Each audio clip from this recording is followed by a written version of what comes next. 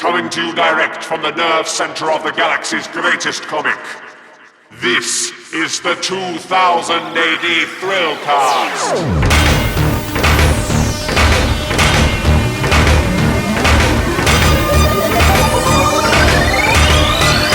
Borak Thung Athletes, and welcome to the 2000 AD Thrillcast. Now, I'm sure you've seen the news by now. Rebellion are opening their own film and TV studio just outside of Oxford. Didcot, it's a $100 million facility where we're going to be filming not just the Rogue Trooper movie and the Judge Dredd TV show, but also lots of third-party productions. There's a huge shortage of production space in the UK at the moment. So really exciting times for 2000 AD and Rebellion. We'll be touching more on this news in later episodes. But check out the news on the 2000 AD website and we'll bring you more about the exciting future of 2000 AD film and TV in future episodes. You may also have seen some of the buzz online about Judge Dredd, The Small House by Rob Williams and Henry Flint, with colour by Chris Blythe and letters by Annie Parkhouse. This is a series that's really set the internet alight. People seem to be enjoying this incredibly. I mean, it's a complex tale of conspiracy, and there's action in there, and it's all these plot threads coming together from the past 10 years. You've got Dirty Frank, you've got Dredd, you've got Judge Smiley, you've got Judge Hershey.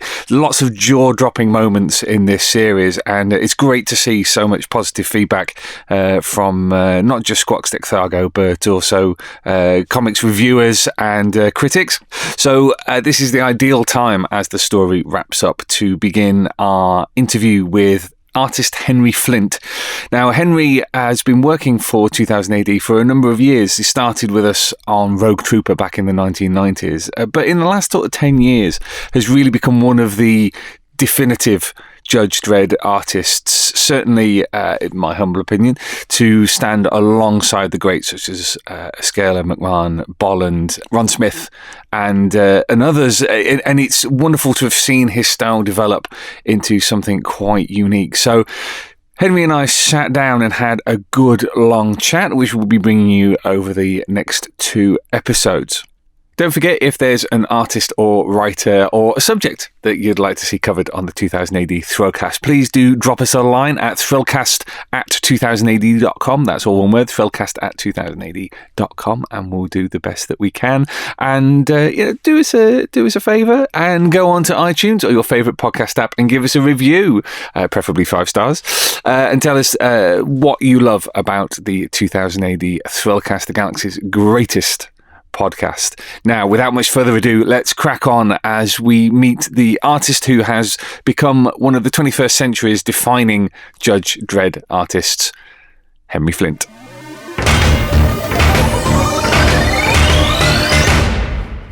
I kind of want to start off by talking about The Small House, which obviously is still running in the prog at this point in time, so we'll be light on the spoilers because you've just delivered the last episode of that, haven't you? Yes. I delivered the last episode. It was episode 10, but it was right on the deadline, and I think there was is already up to issue 7 or 6 or 7 in the comic. So bit scary stuff.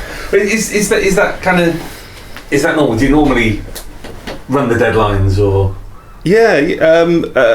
No, I asked Matt for the deadlines because it helps me, to be honest. I kind of get to a point where I spend too much time, especially if it's the summer and the sun's out and everything. The time can just go, and I can spend a day where I just don't do any work at all. So I kind of need the deadlines to give myself incentive to do it. Yeah. With The Small House itself, I mean, there's been a lot of really great feedback on the story. Tell me a little bit about the genesis of the story, because you've worked with Rob quite a lot now. You worked with the team on Trifecta, so Al, Sign, and Rob, and then you did Titan and Enceladus, and you're now doing The Small House. Are the ideas for these something that you discuss with Rob, or...? No. These are ideas that Rob's come up without me interfering at all. I mean, it's his thing, and I only know what I'm doing when Matt sends me a script that Rob's been doing, and I take a look, and it's usually the first episode.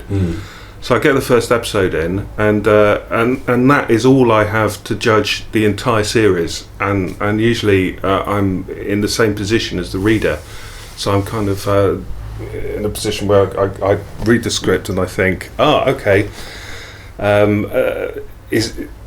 where is this going to go? And I don't know where it's going to go, and so I'm completely in the dark. And Rob's got me as a reader at the same time, but I like that because it's it keeps me wanting to know what happens next, so I'm so when you've got that first episode, like you say, you've got to make that value judgment kind of immediately how the whole thing is going to pan out. Has there been a time that you've been progressing through a strip and you've thought, crap, I've got this completely wrong? Yeah, a few times. I couldn't give you any examples offhand, but I think it was worse a few years ago. Well, when I first started, there was a time I wouldn't read the entire script first. I'd read a page and then draw the page and then read the next page, and that has so many problems because you just end up drawing. You'd read the next page and it would say someone does something which needs him to be carrying something which you didn't realise he was carrying, or that kind of thing, and you just think, I've got to redo this and that.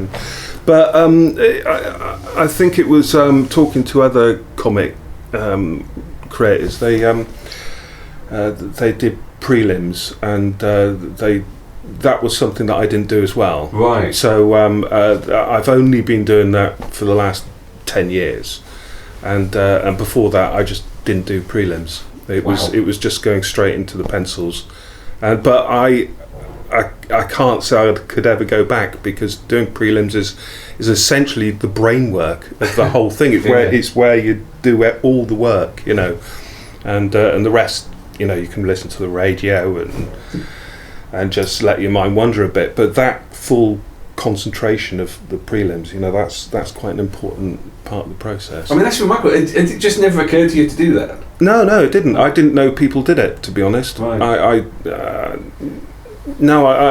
think there was a book, there was this American artist, is it John Burns or someone like that?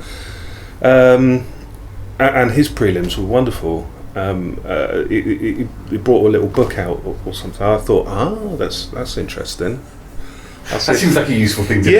And then, but he was using them. He would scale them up using one of these machines, and he would use the prelims as rough pencils. Yeah. And that was something that I perhaps. I don't have one of those machines. I probably would if it would do it that method, because sometimes the prelims come out better than the actual real work. Yeah. Sometimes. Because the sliding scale, you have. I hope I'm not going to slander him here. Somebody like PJ Holden, whose prelims are quite rough. And just kind of indication of action. Mine are as well. Right. It's literally stick figures. You've got the other end of the scale, which is Dylan Teague, whose prelims, and I'm doing the rabbit ear thing in the air, because they're not prelims, they're full pencils, on a very small scale. Yeah, and he uses those wonderful markers and just gets everything looking great. I mean, mine are just so rough that you can't really make out, and they're all covered in writing, and there's there's little arrows saying, not enough space here and things like that. And it's all in artistic shorthand, so only I know what's going on. Right. Coming back to the small house, so you didn't know the reveal. You didn't know the sort of ending reveal. That's probably the wrong word. The ending of the story. No, I didn't. Do you think that helps? Because you say that you refer to yourself as a reader while you're doing that process. Do you think that actually helps? That you get the timing of it. In a certain way. How do you mean? Sort of the timing of the timing of how you portray time within the strip, because you're discovering it as you go along. Yeah. Have you? I mean, I don't know. Have you got more of an acute sense of the highs and the lows? No, I think that's something that the writer knows. I mean, the writer always talks about. I'm trying to think of the terminology they use, but it's things like punch points or something. Sure. That type of thing. And I've got the word wrong, but not bullet points. There's something that they talk, but it's the way the story moves, and it goes boom, boom, boom. Yeah. Beats. That's it. And that is really is a writer thing, and I don't think I can portray that artistically. It's just a matter of having confidence with the writer that they know what they're doing. But as far as I'm concerned, that my beats usually go for which is the biggest panel of the page, and that will have more of an impact on the way I tell a story and the way that things sort of pan out. It's I mean that comes from that's right, the birth of 2000 AD, isn't it? Where it was the first, not the first comic, but before 2000 AD, that they had about 14 panels per page in British comics. And I think it was Pat Mills that looked at the American comics to know something like Thor or something. I remember hearing in an interview he said, and thinking, right, there's 6 or 7 panels. We'll do that format, and then one of those panels will be a big splash.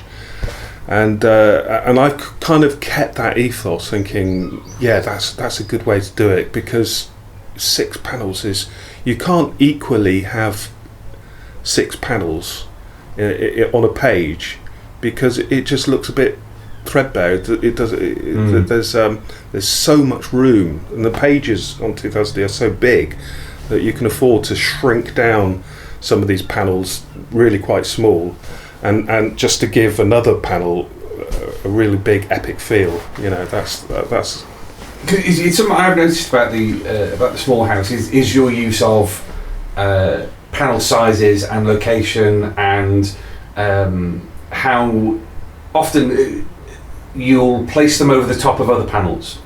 So quite often I noticed also on your Dredd movie tie-in work, there'll be the big splash panel which goes out behind the other panels. It is essentially the page upon which the other panels are placed, and that you seem to use that to make panels punchier. I'm thinking the moment, and anyone who's not read The Small House needs to stop listening now and go and read it, but the moment where Dredd turns to Hershey and says, "I no longer recognise your authority," that panel of Hershey in shock, you've essentially lifted that off the page almost. There's about 3 or 4 pictures after that that are the aftermath of what Dredd actually says, and they're all pictures that splash pictures placed over the top of the main picture of Dredd.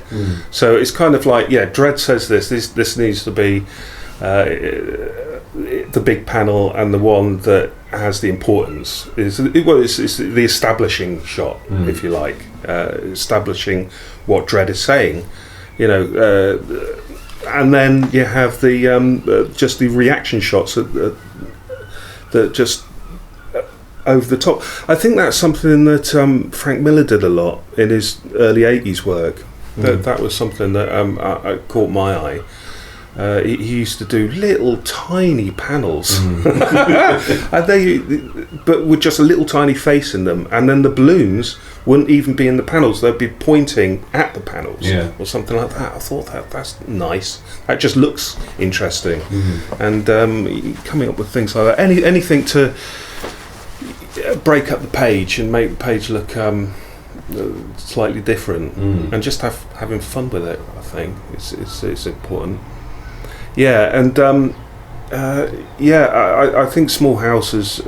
I mean, it's surprised me. I've kind of. I wasn't even aware of what was going. I think Rob said, "Yeah, this will be a good one. This will be. We've got a few surprises in this one."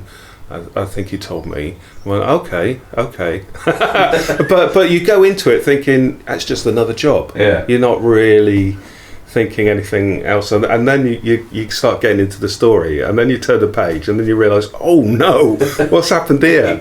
I won't spoil anything, but there's a few moments where I'll just turn the page, and I usually go down to Witherspoon's, my local 5 minutes walk away, and that's where I read the script. I print out, read the script, and do the prelims in the pub, right, with a coffee and free coffee top-ups. and spend a few hours in there, and I was verbally giving some kind of outwardly verbal moments where I'm sure people around me were going, "Oh right, what's going on there?" And it's just me reading the script, and I was going, "No." It's great. Because how invested do you get when you're doing a script as it's being revealed to you by the writer? Yeah, because it's a completely different time, because the reader reads it. I don't know how long the reader takes to read it, but you're reading something over the space of 6 months or so, and then you're spending so much time. So it's like everything is happening in slow motion, and it's like everything is just winding very slow, so someone's emotion will just last a couple of days almost, as opposed to just a reader flashing through it on a page, and it's you kind of just get wrapped up in it, and I suppose it's melodrama, isn't it? It's that all those things, and it's it's going to be quite exciting. Really? Yeah. One of the early the earliest kind of what the fuck moment in the Small House was that wonderful page where Smiley turns to Dredd and says, "We're fascists." Yes. Now, having spoken to Rob about that, the use of the big splash image of Dredd, that Smiley's not even in that panel, was your choice. Was it my choice? That's what he told me. Oh right, I can't remember what it said in the script, but I kind of think he said something like a Dredd close up over half the page. Right. He said, but I can't remember whether he included Smiley there or it said Smiley point of view. He might have said that. I can't remember, to be honest, but. No, I thought it was just him. It was just Dredd. I wasn't sure that Smiley was included in that one. But it's one of those moments of, I mean, high emotion. That nobody reading that can miss the fact that. Well, he said it in the script. He said this is a big moment. so he said make sure make sure you have some impact. Yeah. So I thought, oh right, okay. So when you got things like that in the script from Rob, you don't really have to work too hard on doing the drawing. Here was me gonna ask all these questions about how you trust each other. I was just like, put this in it. Yeah, absolutely. I mean, Rob's got an incredible way of writing, you see, because he uses emotion and things in his the way he delivers. So it's rather than giving a technical, detailed where everyone's standing or where the camera should be shot. He just talks about how the characters are feeling. Right. Okay. And that really gets you involved, and you're just thinking, oh, right, how best do I tell this story if this character is feeling like this? Yeah. You know, and that is a completely different way of telling a story than John Wagner, who will just kind of just say, this is where Dredd is, Dredd, and that's it. That will be all he'll say, and leave the rest to you. But this. So, there's different ways of doing a story. There isn't a right or wrong, and Rob's is I really enjoyed writing Rob's scripts. I think he has something that it's just really interesting to read. Simple as that, really. Right. I mean, which do you prefer? Do you prefer the Wagnerian? Well, the Wagner one, you don't really need to know how people are feeling, because the Wagner scripts that I've been getting are comedy scripts. So you don't need to know how people are feeling most of the time. It's just who's in the shot, and that's the most important thing. So you can the comedy comes out a lot more when you're using where everything is quite basic in its storytelling approach. So yeah, it's he does have John is quite minimal in the way that he gives the instructions, but of course there's quite a lot of dialogue. He uses a lot of dialogue. So it's I mean, if no one was telling me who was writing which script, and I got a script in, I could probably tell who was writing it. Quite easily. I mean, Rob's emotional. John Wagner's minimalist, and Al is surreal.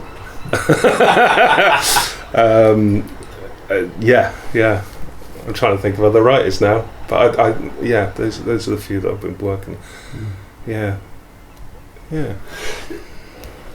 How invested are you in Dredd as a character? Is he a character you've always wanted to draw? I haven't always wanted to draw him. He wasn't. I read 2000 since the beginning, and he wasn't my first favourite script in 2000, and I never really thought I'd ever be drawing in 2000 at all. But Dredd is I was given the opportunity to draw Dredd quite early on, and I didn't really think that that would happen, to be honest, and I kind of taken to it, and the character has taken to me, and I kind of made it work. But in no way was it any kind of ambition to draw Dredd. Okay, so when I've interviewed people in the past, they've always sort of cited their influences, but it's always tended to be people who've had an eye on drawing him. So what are your influences, and was it a process whereby those influences were latent, and you go, I'll just draw on these, or did you go, oh crap, I've got to draw Dredd? Who from this smorgasbord of styles do I draw from? I had sort of my favourite artists were McMahon and Bolland and Ezquerra and all the greats from the early 2000s, and Bonelli and O'Neill as well, and so those were the ones that I've been brought up on.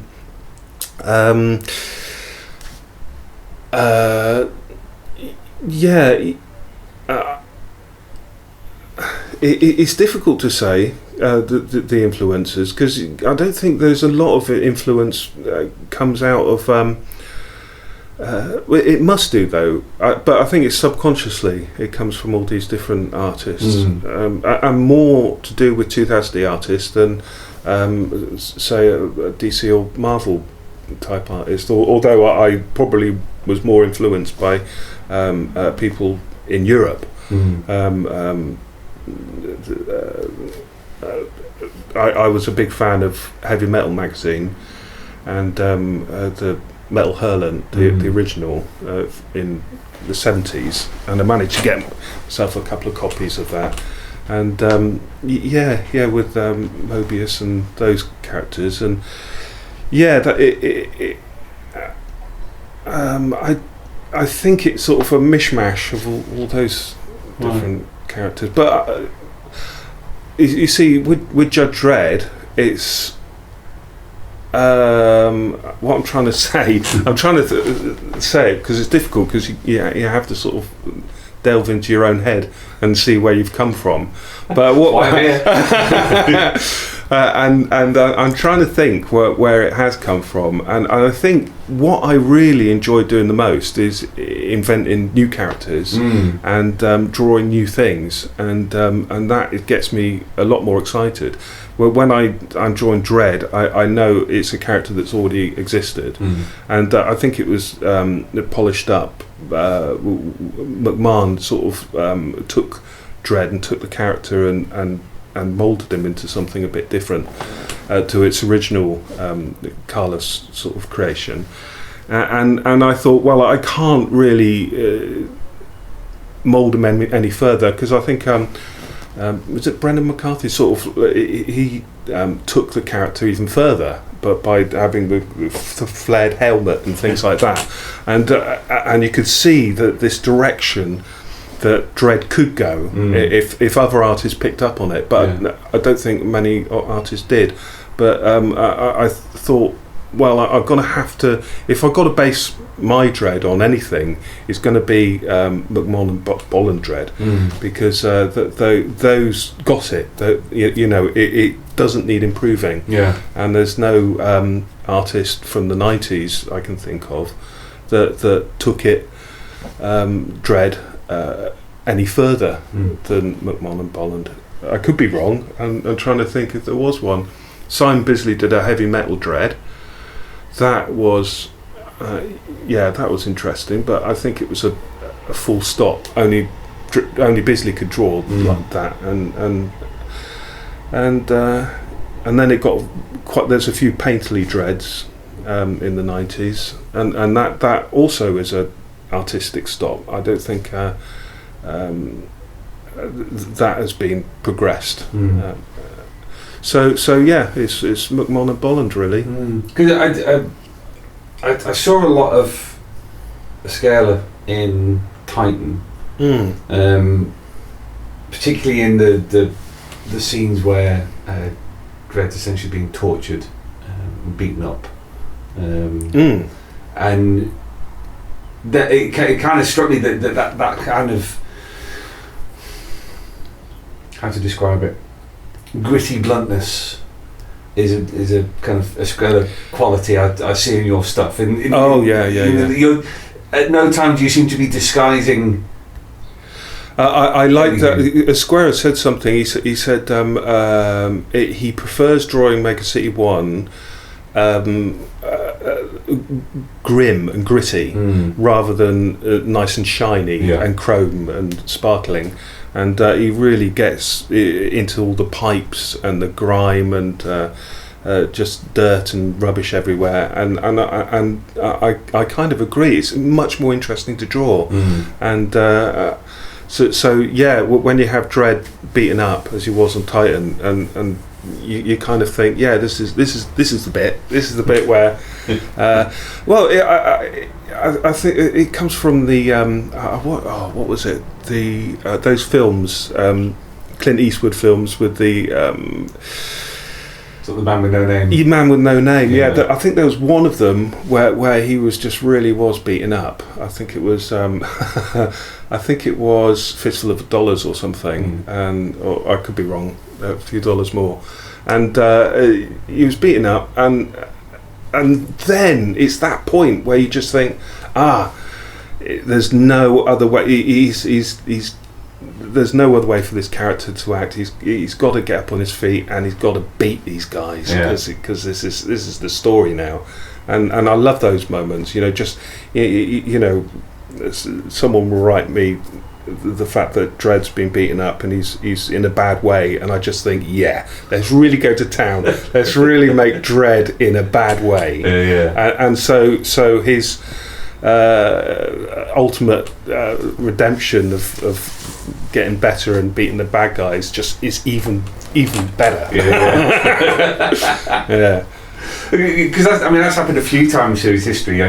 The Cursed Earth is the obvious early one. City of the Damned, even stuff like do you remember when Stan Lee's daughter, it was in the 90s, where it was painted by John Burns. Oh, right. And she came back and sort of tortured Dredd under the city, and that was a similar kind of thing where she's like eventually yes, what he was kept in a cage or something. He was like bound up and for quite a few weeks or something. That was a strange story. I love the fact that, what was it,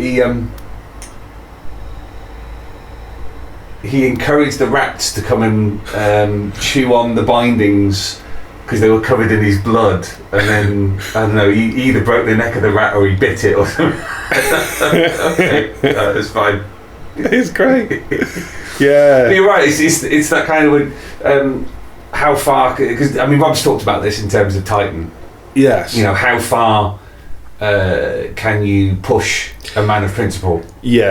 Until and usually it's quite far, and the breaking point is quite far. City of the Damned, he went blind, didn't he? So that it was dealing with all that. But it's trying to find another angle on how broken you can break someone. Oh my goodness! But Dredd gets broken up, doesn't he? But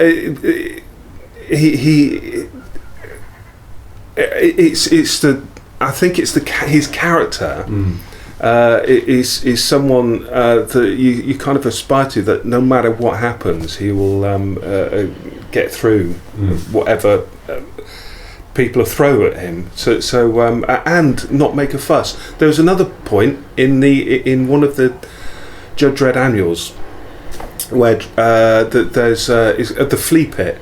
Where everyone's covered in fleas, and someone says, "Well, why aren't you getting bitten by fleas?" And he says, "I am. I'm just not scratching."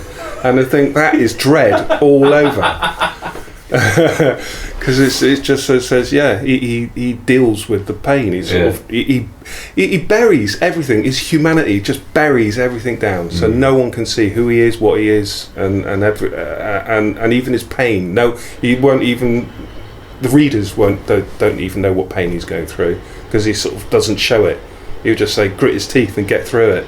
Because that's some of the yours and Rob's work has touched on is how brittle that makes him as a character, and actually how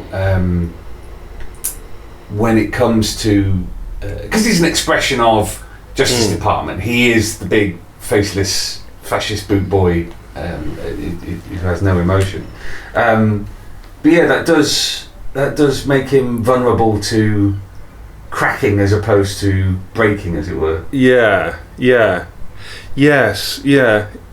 He has cracked on a few occasions, hasn't he? Yeah. Well, in terms of how you portray him,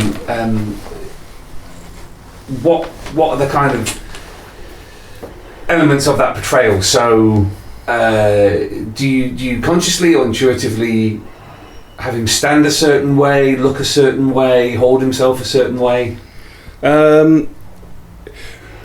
In a kind of way that he, at those points where he's breaking, it's there is a lot of body language that you can use, especially when you're not talking about the dialogue so much, and it won't come through in Dredd's dialogue. He won't. So you have to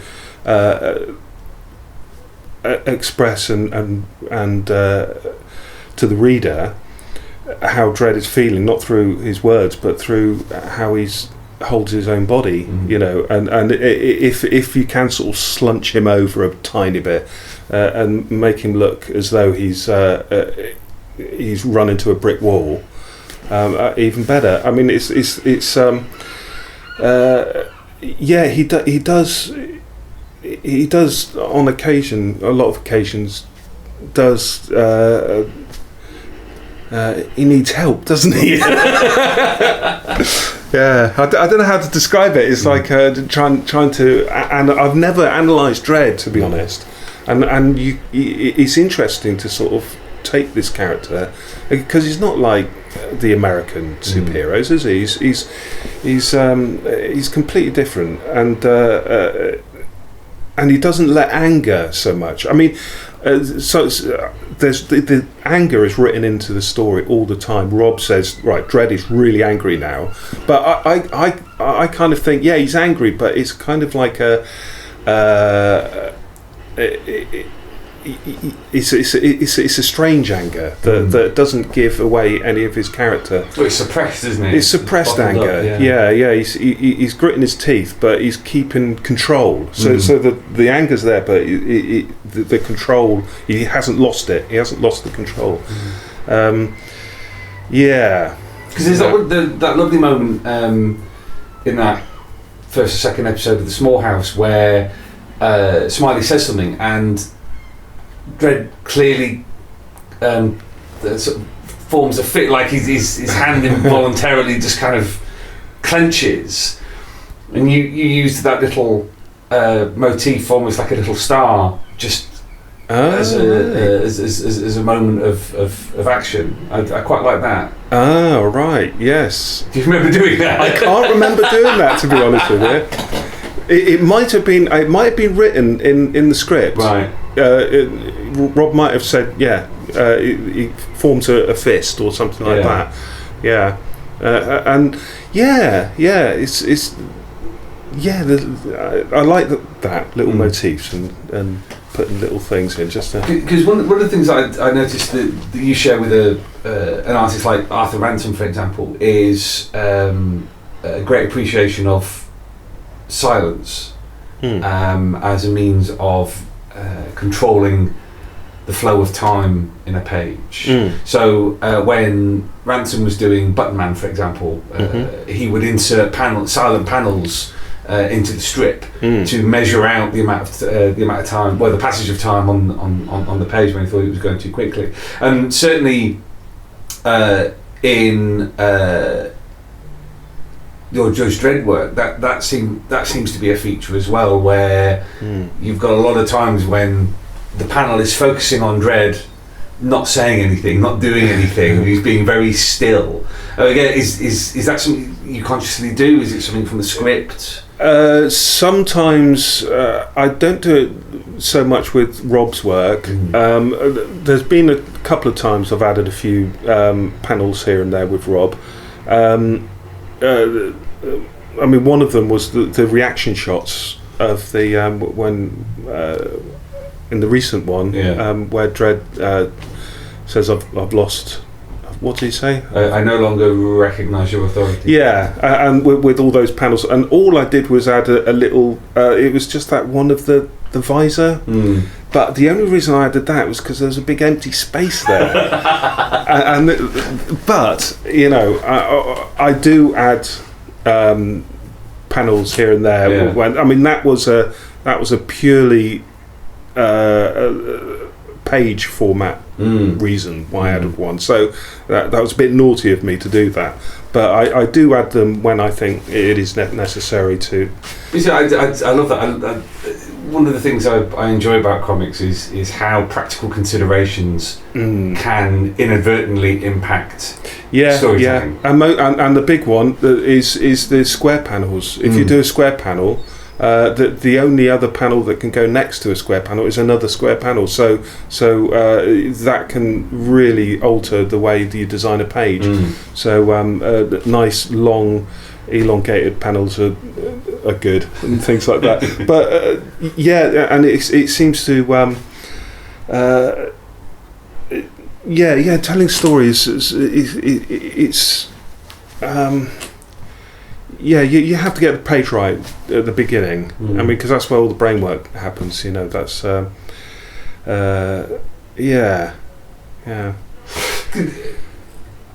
it's every art form has elements that are forced upon it by the nature of the physical object. So novels have to work in a certain way, short stories have to work in a certain way, comic books very much have to work in a certain way. And we've kind of touched on it already, but I wanted to see what you thought about how much what you do is gut instinct, intuitive, and how much of the thinking you do when you're doing your prelims now, how much you're consciously going, well, that needs to go there, that needs to go there, or whether it's coming out of the pencil in your hand rather than it is a lot of it is intuitive, a lot of it is trying to it's like a puzzle, and there's so many different elements. You've got to get the story right, you've got to be aware that the reader is reading it, and you don't want to confuse the reader too much. But if the story is really simple and that there's it's a simple story, then you've got the luxury of making it even more complicated. So by adding more panels or making the angles slightly and going a bit more arty, but as long as it's coherent, and that's the main thing you're looking for is a coherent story. So you got that to consider. And then you've got the limitation of the page, so you've got to think about where the best use of the page, and how to cram everything in without, but also making sure that you don't have any blank spaces, you don't have any sort of spaces there that needs things to go in. You've got to make use of everything, and then there's the balloons, where the balloons go, because the balloons have to not cross. They've got the, you know what I mean. They cut. You've got to have the right first speaker on the left. Yeah, first speaker on the left. But that's not always the case. Sometimes it's not the first speaker on the left, it's the last speaker on the right, because you've got more than one speech balloon coming from someone, and then you've got a reply coming from someone else, which means the last person has to be on the right. But and it usually doesn't make any sense when you look at it and you think, well, why is that person there? And so there's that to consider. There's how much space does the balloons. I mean, there's someone that uses very minimal amount of text, like Rob.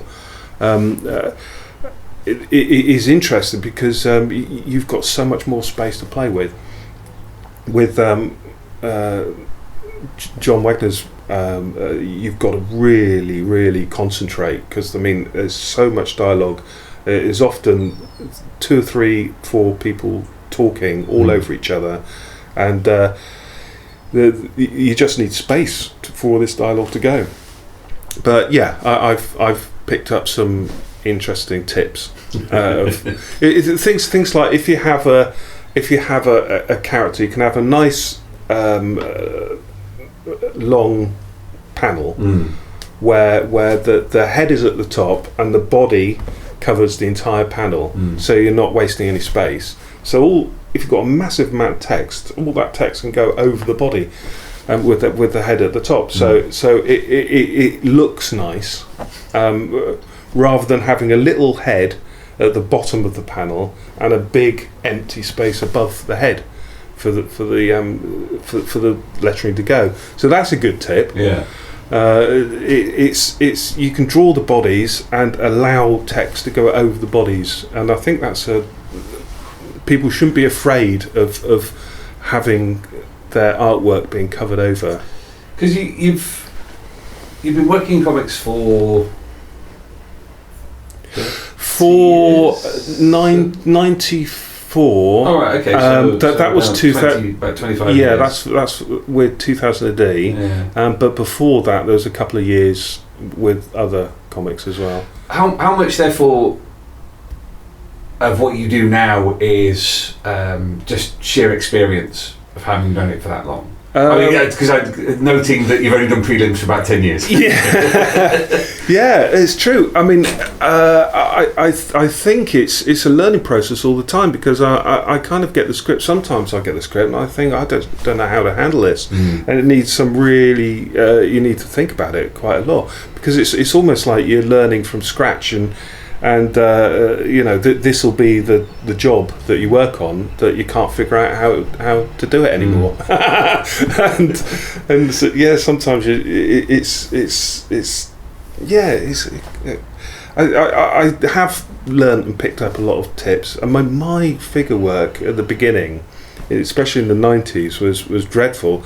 I look back on some of that stuff and think, wow, yeah, I actually have improved quite a bit on the figure work, and faces and expressions and things like that. My work was a lot more cartoony and wooden in the olden days. And I look at that stuff and think, oh yeah, I have made an improvement, and I wasn't as raw talent as I thought I was. I was just someone who was still learning to draw, and just got lucky to be offered a job when I did, because of course I got the job when there wasn't a lot of people in the job at the time, because they'd all gone over to work for the States and things like that, and there was a big void, there was a big gap in the 90s. So I was one of these lucky characters that sort of just went, yeah, there's a space for me, because it was really unpopular. The 90s were unpopular for comics. The 80s were massive. You had, obviously Watchmen and all the rest of it, Dark Knight and everything, and but it didn't. I thought that there'd be a natural progression. It would that type of thing would run on throughout the 90s, but it didn't.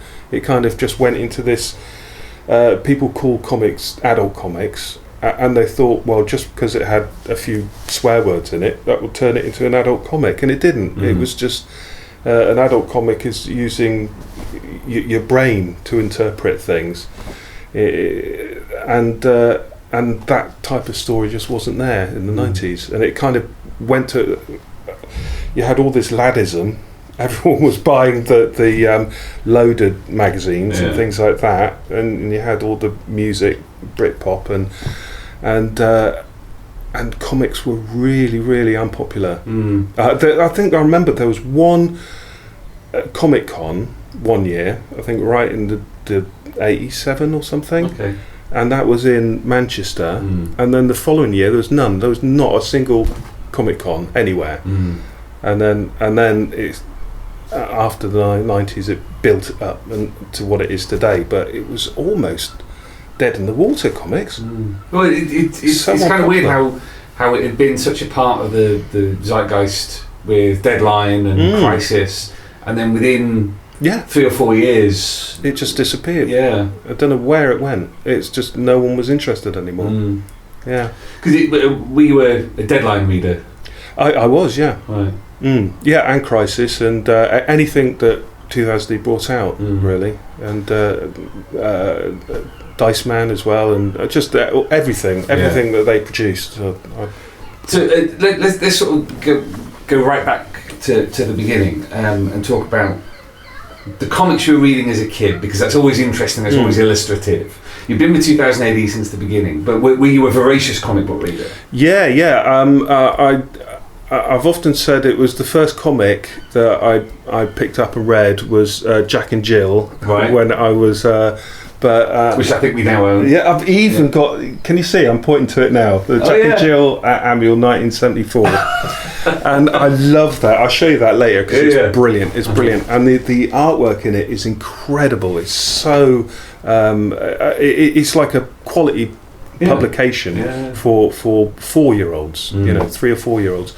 And 3 or 4 years they'd just rip up the comic and they wouldn't appreciate it, but you look at that stuff and think, wow, and they're probably all drawn by people who fought in World War II and things like that, and they're all drawing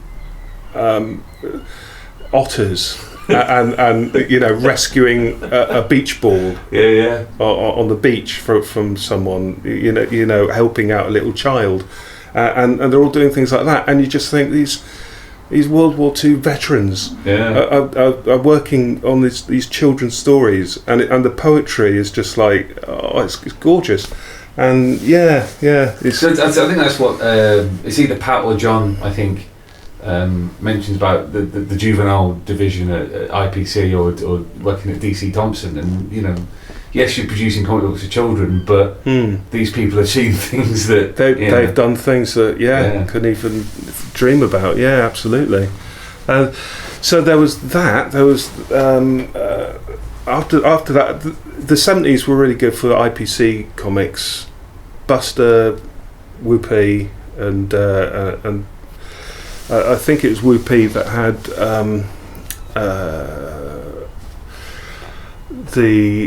I'm trying to think of the name of the Worldwide Weirdies.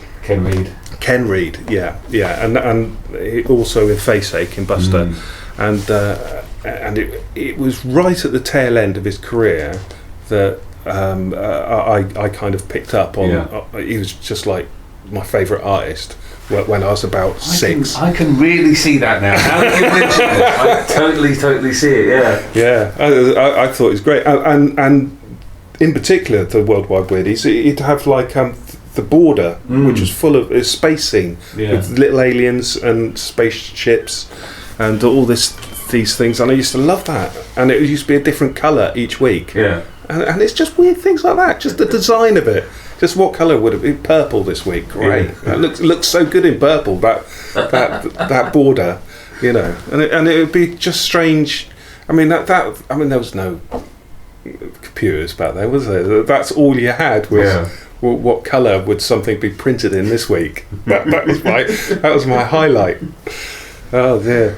So it's that. Then 2000D came along, and obviously that just got me hooked. And there was what other things? I think later on,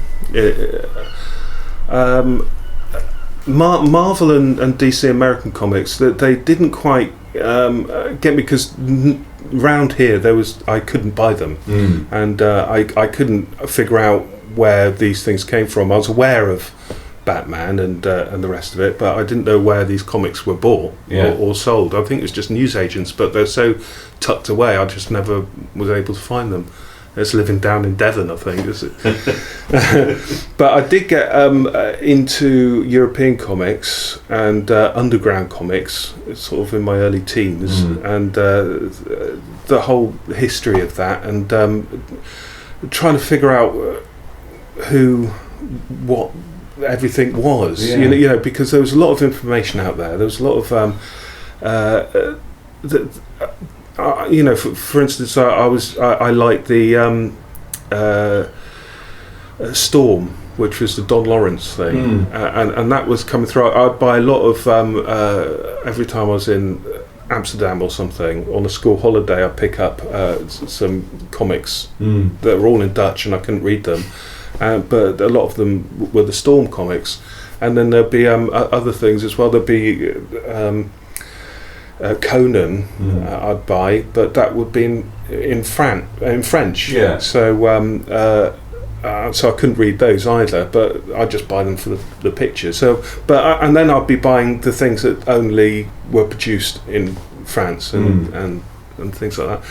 And and the Dylan Dog, of course, and a few Italian things. I think that was Italian. I'm not sure, but I don't think there was enough choice for me in the British market because I mean, after 2000D, British comics were sort of winding up, and there wasn't anything as good as 2000D for a start. There was perhaps some. Sorry, that's my stomach. I don't know if that you. I didn't realise there was a dog in here. So I mean, I'm trying to think what kind of other things I was influenced with, but I think it was everything other than the American. That's really interesting because the vast majority of people that I talk to, they read 2000 AD and they enjoyed it, but they then found. Either prior to 2000 AD or afterwards, they found their natural reading. Their reading naturally gravitated towards American comics. But you went. Yeah, I just went a completely different route, and I went the European route. Is this geographical? Is it just that's the kind of things you could access? Well, it had a lot to do with what you could access, and there was a comic shop in Exeter at the time that would sell European reprints in English, and there was what else was there? There was.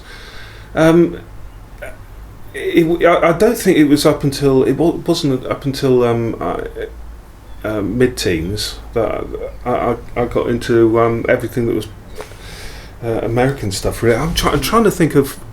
Well, obviously, I was thinking of Watchmen then, but even that is British creation, isn't it? But the Dark Knight and everything like that, I kind of forced myself to get into that and liked it and thought, oh, okay, there is something out there that's produced by America that's good. But I had some favourites which I found, but they weren't probably the Batmans and everything like that, because I like Firestorm, which was this character that had atomic abilities to change things. But whenever I talk about Firestorm to other people, they kind of go, oh well, he's like a minor DC superhero. He didn't really he didn't no one really picked up on it, and it's not really that good. It's great. Firestorm, he can change things atomically. What's not good about that? That's great, and he had fire coming out of his head. He looked great. And then another one that I really liked was Booster Gold, which no one liked. I can't find anyone. I'm fairly sure Kieran Gillen likes Booster Gold. and that is the weird thing, because I thought, oh right, this is great, Booster Gold, and I'd be reading Booster Gold and said, yeah, next month there'll be the Booster Gold. Will tell us his origin story. I was like, oh, great! And then next month we're going to reveal Booster Gold's mobile. Oh, great! That's great. And I'm thinking, and I talk about this to other people. Say, no, you don't understand it. You don't understand American comics. If that's what you think American comics are, you don't understand it. And then there was another one with what was it? I'm trying to think of all the stuff. Yeah, it was a British remake, not a British remake, but a British reprint, and it was called The Thing Is Big Ben. I don't know if you've heard of it. And it was about 20 odd issues. But it was all reprinted stuff. They had Iron Man in there, and it was just grim, Fantastic Four, The Thing. And it was his comic, but it was a British thing, and I remember buying it. I bought every issue, and I remember not liking it at the time, but buying it anyway. And I don't know. I mean, what was that about? I understand, because they used to do reprints of Silver Age DC stuff. Yeah. In British size. Yes. With like painted covers. They did a lot of Spider-Man. Yeah. And I bought the Steve Ditko thing where he lifted up the thing, and that was my first Spider-Man that I read. Was that, and I never realised that was such an iconic moment in Spider-Man's history. It's strange if you kind of, I suppose you need to be in the right brain space because. And this may be your experience, it was certainly mine, that quite a lot of American comics was such a change of pace and tone and theme from 2000 AD. I can't even go, okay. This guy I used to babysit for had a near complete collection of Uncanny X-Men. Like he had, I think his earliest issue was number 6, so right back at the beginning, and he was like, oh, you know, when you put the kids to bed, you can go up and read them. And I sit down and read a couple. I go, yeah, all right. And then I just go and watch TV. I feel like such a Philistine now. But if it's not your speed, then no, there's a lot of things that I did like. I mean, Ronin, Frank Miller. I thought that was a graphic novel was amazing. Yeah.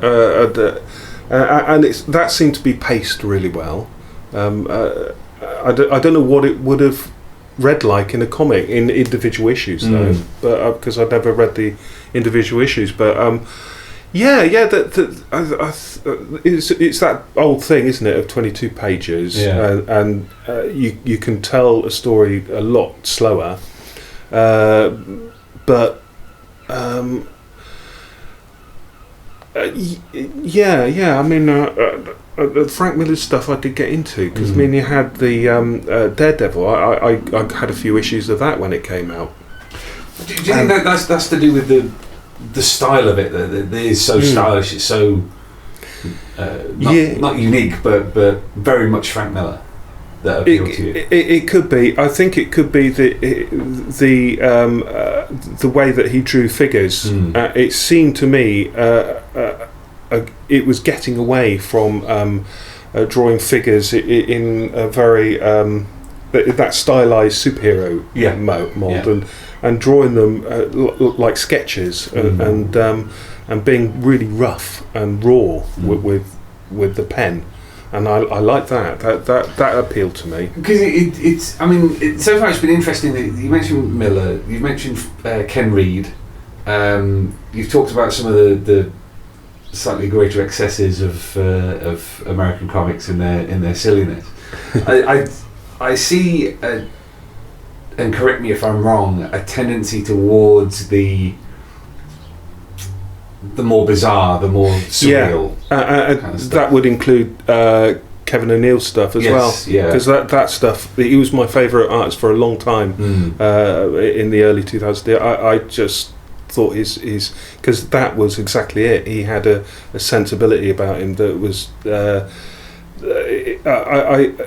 When you look at an artist and you can't figure it out, and you're just thinking, why is he chosen this way to draw something, and the style is not complicated, but it kind of jars, and you just go, wow, he's done that is such a great idea, what made him do that, and I like artists who do that.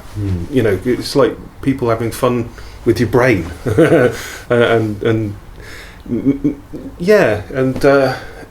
I'm trying to think of other artists that have done the same.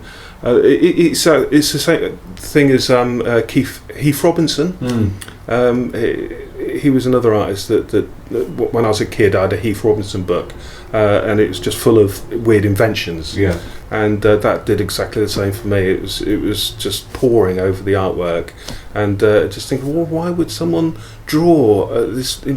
If you're going to invent something, you wouldn't do this because that's just so impractical, and so. But you only realise years later that it wasn't meant to be practical at all. It's meant to be funny. Because you mentioned Kevin O'Neill then. I did give a wry smile when you said you had difficulty kind of working out how he did it, because of course you did have to work out how he did it, because you did the final Nemesis story. With him finishing it off. What was that experience like? Oh, that was really good. I think I would have done it in a completely different way now. Yeah. I probably I had a lot of I had Kevin O'Neill in the back of my mind all the time, because that was the only way that I saw Nemesis. And unfortunately I could have put in a lot of my own input into Nemesis, really, and I should have, but it was a long time ago, and I think at the time I thought, well, I've got to go in this direction, because I think that this is the only way it'll work, is if I sort of try and channel Kevin O'Neill in some little way. And the easiest thing to channel him is to think of epic proportions. You think of little tiny people and everything's huge, and then you can't go far wrong, and you kind of think, because the Nemesis, everything is big, everything is huge, so I tried to sort of like do as much of that as possible, but I mean that must have been a pretty daunting gig. No, it wasn't daunting at the time. Yeah, because it was just another gig, but like sorry, my stomach's going, and but it's just another gig really. But like I think it was Andy Diggle who was the editor at the time said, we've got you this one, Nemesis, and I did actually think, oh wow, really? I perhaps didn't. It didn't function in my head. Right. That it was really And when I was reading Pat Mills' script, to be honest with you, it didn't feel like I couldn't imagine it being one of the like book one or book two. Oh, it didn't feel like it. And I thought, I'm not sure where this is coming from. I had to put a lot of work into that one, because I didn't know where it was going or what to do with it, to be honest. Okay. Yeah.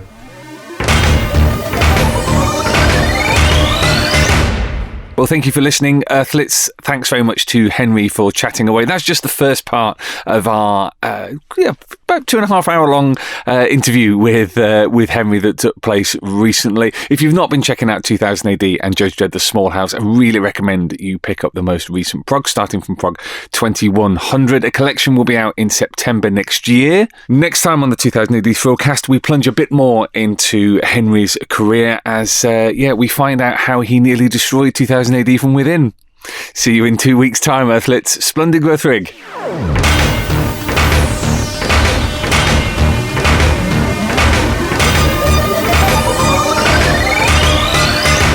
Alert! Alert! Alert!